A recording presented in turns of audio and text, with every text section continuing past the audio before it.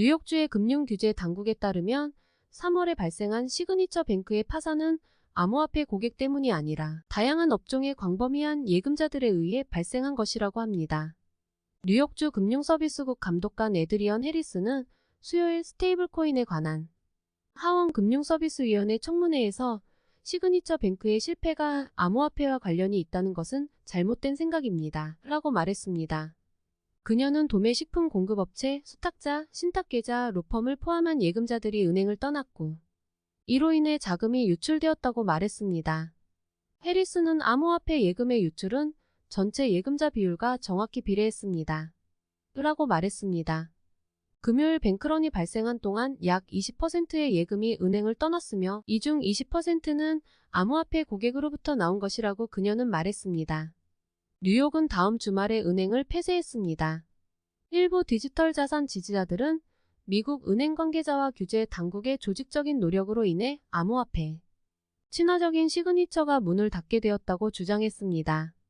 서클 인터넷 파이낸셜과 크라켄이 회원사로 있는 블록체인 협회는 지난달 디지털 자산 기업이 미국 은행 시스템에서 퇴출당하고 있다는 의혹을 조사하고 있다고 밝힌 바 있습니다. 시그니처 은행은 건강한 비율의 암호화폐 고객을 보유하고 있으며 은행은 이미 암호화폐 회사에 대한 서비스를 축소한다고 발표했다고 그녀는 말했습니다.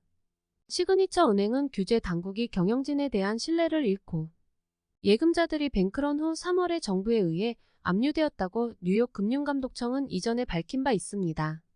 그러나 시그니처의 이사회 멤버이자 전 미국 하원 의원이었던 바니 프랭크는 사건이 어떻게 전개되었는지에 대해 다른 관점을 가지고 있으며 은행이 암호화폐 회사와 거래하려는 의지가 폐쇄로 이어진 것으로 의심한다고 말했습니다.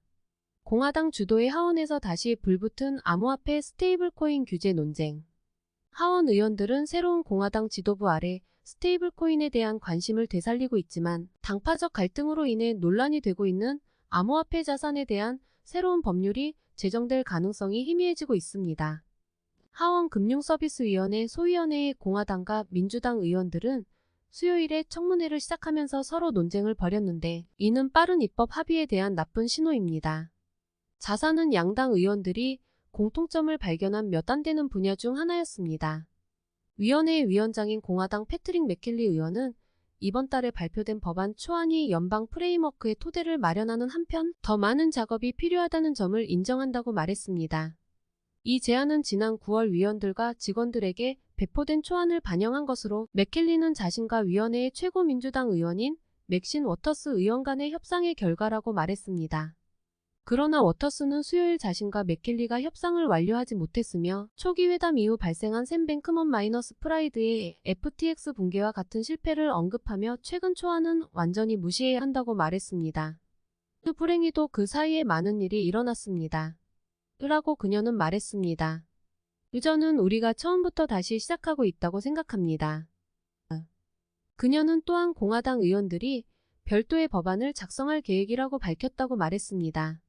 그럴 경우 민주당도 똑같이 할 것이며 결국 양측이 다시 모여 차이점을 해결해야 할 것이라고 워터스는 말했다. 스테이블코인 규제는 지난해 알고리즘을 통해 미국 달러와 1대1 패깅을 유지하고 루나라는 자매 토큰으로 거래하도록 설계된 인기 토큰인 테라USD가 붕괴된 후 뜨거운 논의의 대상이 되었습니다.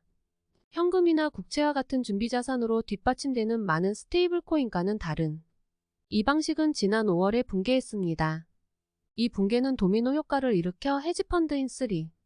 에로우즈 캐피털, 보이저 디지털, 그리고 가장 눈에 띄는 알라메다 리서치와 FTX의 붕괴를 촉진하는 데 도움이 되었습니다.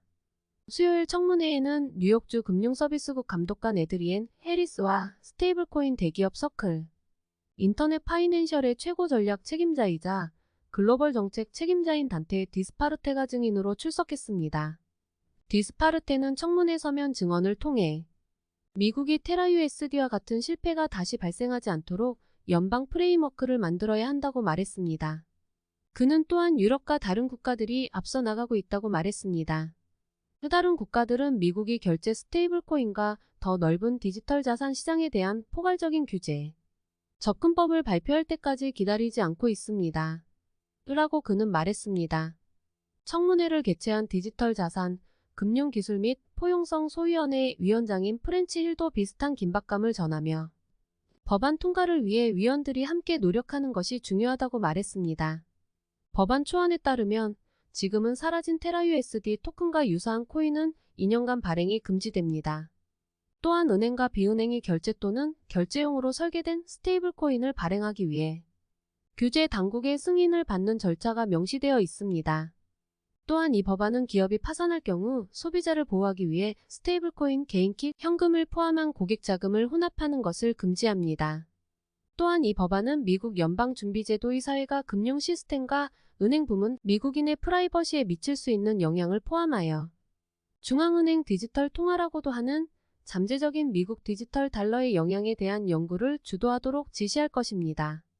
디지털 자산 소위원회의 민주당 최고위원인 스티븐 린치 의원은 비은행도 은행과 유사한 상품을 발행할 수 있게 되는 등 초안에 대해 여러 가지 우려가 있다고 말했습니다. 그는 올해 실리콘밸리 은행과 시그니처 은행과 같은 은행의 실패를 예로 들며 자신의 주장을 강조했습니다. 최근에 뱅크런을 통해 우리가 배운 것이 있다면 섀도우 뱅킹 상품을 허용하는 것의 위험성입니다. 라고 그는 말했습니다. 주 규제 당국의 역할은 법안 초안에서 또 다른 잠재적 걸림돌로 떠올랐습니다. 뉴욕 금융감독청의 감독관인 해리스는 몇 가지 변화를 보고 싶다고 말했습니다. 법안에는 주의 우선권을 부여하지 않는다는 문구가 있지만 실제로는 연방 규제 당국에 주 규제 당국의 판단과 감독에 대한 거부권을 부여하는 조항이 많아서 비생산적이고 기업이 주에서 하는 길을 택하지 못하게 할 수 있다고 생각합니다. 라고 그녀는 말했습니다. 뉴욕을 대표하는 하원금융서비스위원회 소속 민주당 의원인 리치 토레스 의원은 뉴욕주 금융서비스부를 선점하거나 뉴욕주의 주권을 침해하는 어떠한 스테이블코인 법안도 지지하지 않을 것이라고 말했습니다.